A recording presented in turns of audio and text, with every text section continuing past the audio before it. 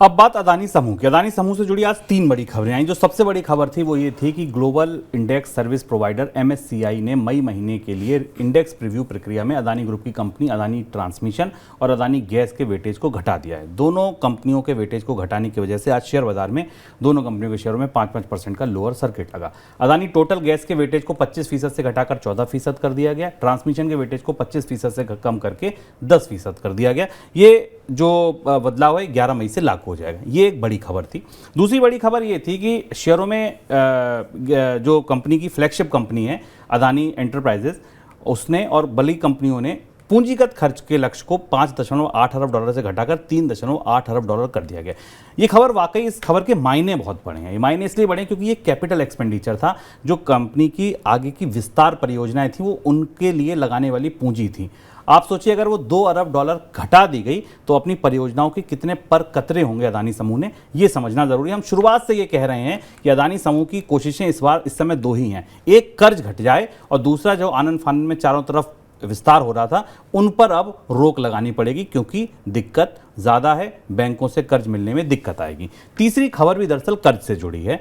कर्ज से जुड़ी खबर यह कि अदानी एंटरप्राइजेस की कर्ज जो उतारने की क्षमता है उसमें सुधार हुआ है और जापान के 3 बैंकों ने बैंकिंग देने का वादा किया। बैंकों से बैंकिंग का एक ही सीधा मतलब होता है कि भैया कर्ज दे देगा कंपनियों को। ये जापान के बैंक ऐसा कर सकते हैं। ये एक खबर आई तो ये मिला जुला असर था। हालांकि आज 10 में से 8 कंपनियां लाल निशान में ट्रेड कर रही थी और लाल निशान में ट्रेड तब कर रही थी जब सेंसेक्स निफ्टी, जो प्रमुख सूचकांक हैं शेयर बाजार के, वो 1.5% की तेजी दिखा रहे थे और अधिकांश सेक्टर्स में आज तेजी थी। अगर आप केवल 1-2 सेक्टर को छोड़ दें, हल्का फुल्का फार्मा और हेल्थ केयर, तो हर जगह हरा निशान था, चौतरफा खरीदारी थी। लेकिन उसके बाद भी अदानी समूह की 10 में से 8 कंपनियां लाल निशान में कारोबार कर रही थी। अब खबरों का विश्लेषण। पहला असर ये एमएससीआई इंडेक्स में जो ये वेटेज चेंज हुआ है इसका असर क्या होगा। शुभम, इस बात की संभावना थी पहले से और हम लगातार मनी सेंट्रल में जो लोग नियमित देख रहे हैं उन्हें हम बता रहे थे कि एमएससीआई इंडेक्स में अडानी समूह की 2 कंपनियों के वेटेज में, फ्री फ्लोट वेटेज में कमी आएगी। पहले हम समझ लेते हैं कि फ्री फ्लोट वेटेज क्या होता है। इस वेटेज के जरिए इंडेक्स का प्रोवाइडर जो एमएससीआई है ये तय करता है कि इतना जो कंपनी के आउटस्टैंडिंग शेयर्स हैं, जितने शेयर उपलब्ध हैं उनमें से उनके अनुपात में कितने शेयर बाजार में ट्रेडिंग के लिए उपलब्ध होंगे। और जब वेटेज कम होता है तो इसका मतलब है कि कम ट्रेडिंग के लिए उसमें वेटेज उपलब्ध होंगे, जिसमें कि 25% के आसपास 25% से घटाकर 10% किया गया दोनों कंपनियों का, अडानी टोटल का भी और अडानी ट्रांसमिशन का भी। इसके बाद अब कंपनी के भविष्य, इन कंपनियों की बाजार में सक्रियता को लेकर और इनकी क्षमताओं को लेकर सवाल उठेंगे और उसका असर हमने बाजार में रिएक्शन देखा। यह फैसला पिछले हफ्ते आया था और वैसा ही हुआ। आज बाजार में दोनों कंपनियां लोअर सर्किट पर आ गईं। यानी दुनिया के इंडेक्स प्रोवाइडर्स ने अडानी समूह के खिलाफ अपनी कार्रवाई की प्रक्रिया जारी रखी है। पिछले 3 महीने में तमाम कोशिशों के बाद भी जो इंडेक्स प्रोवाइडर्स हैं उन्हें भी अडानी समूह के शेयरों में विश्वास या साख बनती नहीं दिखाई दे रही है। यह महत्वपूर्ण फैसला था जिसका हमें असर दिखाई दिया।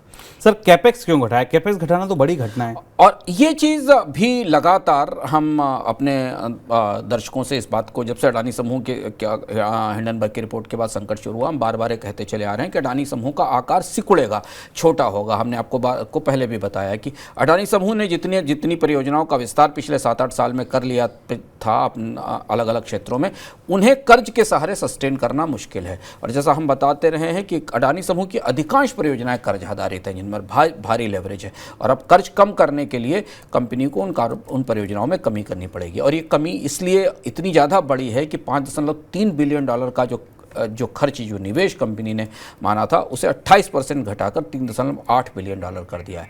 अब आप इसको ध्यान से समझने की कोशिश करिए, कहाँ से कंपनी निकल रही। म्यांमार के पोर्ट से वापस निकल आई कंपनी ने, कुछ रोड परियोजनाओं से अपने आप को सीमित किया। ऐसा माना जा रहा है कि कुछ और सीमेंट परियोजनाओं की विस्तार योजनाएं कम होंगी। अभी ये पता नहीं कि एयरपोर्ट के बिजनेसेस को किस तरह से आगे ले जाया जाएगा। अडानी टोटल के निवेश योजनाएं भी फंसी हुई हैं। यानी धीमे धीमे अडानी समूह की जो बड़े विस्तारित परियोजनाएं थी वो छोटी होती जा रही हैं, सिकुड़ती जा रही हैं।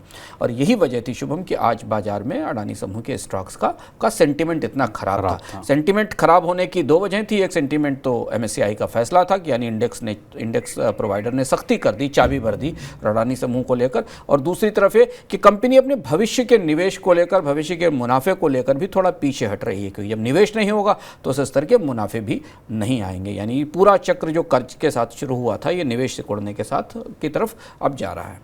सर तीसरी खबर जो थी वो जापान के बैंकों से मदद मिलने की बात थी, क्या मदद लेने की बात चल रही है जापान के बैंकों से?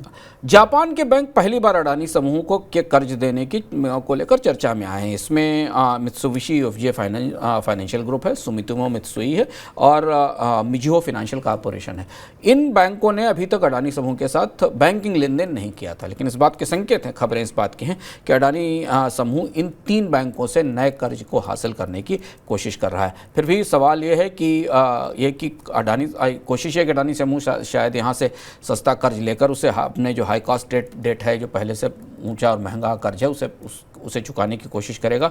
लेकिन फिर भी अभी फिंगर्स क्रॉस्ड है, क्योंकि अडानी समूह की साख को लेकर और कर्ज को लेकर अभी सवाल बने हुए हैं। तो क्या ये बैंक नया कर्ज देने की कोशिश करेंगे कि नहीं करेंगे? अगर आप घटनाओं के तार जोड़ने की कोशिश करें तो हिंडनबर्ग की रिपोर्ट के बाद अडानी समूह लगभग दुनिया के सारे बाजारों में कर्ज लेने की कोशिश कर चुका है। सॉवरेन वेल्थ फंड से भी बात की गई, हेज फंड से भी बात की गई, बैंकों से भी बात की गई।